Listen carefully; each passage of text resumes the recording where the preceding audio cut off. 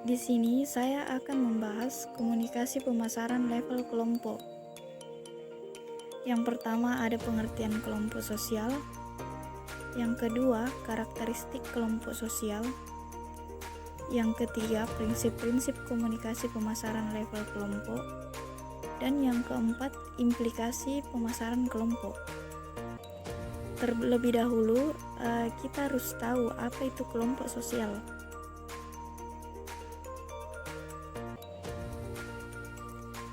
Nah, kelompok sosial adalah sebuah proses komunikasi atau interaksi yang terjalin dalam pertemuan antar individu-individu yang saling mempengaruhi, yang ditandai dengan adanya obrolan, kerjasama, akomodasi, asimilasi, dan kemudian akulturasi untuk mencapai tujuan tertentu.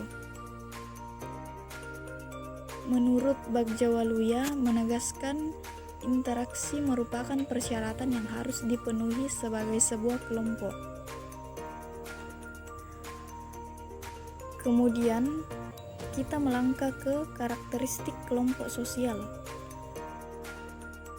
Menurut Daryanto ada dua karakteristik yang melekat pada suatu kelompok, yaitu yang pertama norma. Di mana norma ini adalah persetujuan perjanjian tentang bagaimana orang-orang dalam suatu kelompok kecil yang banyak jumlah dan variasinya. Norma dikategorikan menjadi tiga, yaitu norma sosial, di mana norma ini mengatur hubungan antara kelompok. Kemudian norma prosedural, norma ini mengajarkan cara menguraikan secara rinci bagaimana kelompok beroperasi. Dan norma tugas, di mana norma ini mengajarkan bagaimana suatu tugas wajib dilaksanakan. Dan yang kedua, peran. Peran adalah aspek dinamis dari kedudukan atau status. Seseorang yang melaksanakan hak dan kewajiban, maka orang tersebut telah menjalankan suatu peranan. Kemudian kita melangkah ke prinsip-prinsip komunikasi pemasaran kelompok. Ada 5 prinsip-prinsip komunikasi pemasaran kelompok. Yang pertama, setiap kelompok terdiri dari individu-individu yang terikat oleh kesamaan tertentu, seperti kesamaan nilai, kesamaan tujuan, kesamaan senasib. Kedua, setiap kelompok anggotanya memiliki karakteristik yang berbeda.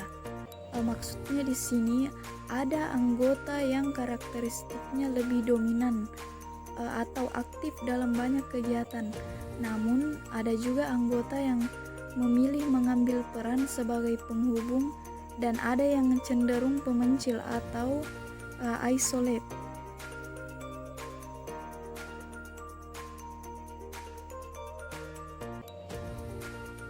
Kemudian yang ketiga, setiap kelompok memiliki individu-individu yang terbilang unik dalam pengelompokan diri. Dalam analisis jaringan komunikasi, kelompok kecil ini sering disebut klik. Klik terbentuk karena berbagai alasan, misalnya karena kesamaan dalam selera, kesamaan dalam dukungan, ide, dan sebagainya. Yang keempat, setiap individu-individu dari kelompok memiliki karakteristik spesifik dalam pola-pola pemasaran. Menurut Everett M. Roger, berdasarkan fakta yang dikemukakannya, menyatakan bahwa masalah adopsi atau penerimaan produk-produk, terutama produk baru, yang memiliki pola tertentu berdasarkan waktu. Dan yang kelima, setiap produk memiliki kekuatan masing-masing dan setiap individu memiliki selera tersendiri dalam kekuatan tersebut.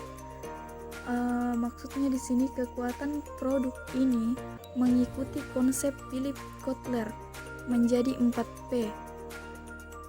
Price atau harga, produk atau produk, place atau tempat, dan promotion atau promosi.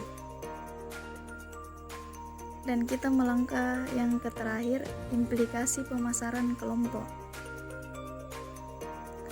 Dalam pemasaran kelompok biasanya hanya mementingkan keuntungan atau hasil yang akan didapat, kemudian tidak memikirkan dampak yang akan terjadi selanjutnya. Kemudian ini dapat menimbulkan implikasi negatif. Maksudnya ini dapat berdampak negatif pada siapapun, karena produk yang dipasarkan memberi efek destruksi atau merusak. Contohnya minuman keras, narkoba, pornografi, yang mana semua ini bisa menyebabkan masalah-masalah lain seperti kriminal, pemerkosaan, pencurian, dan lain-lain. Itulah yang dapat saya sampaikan.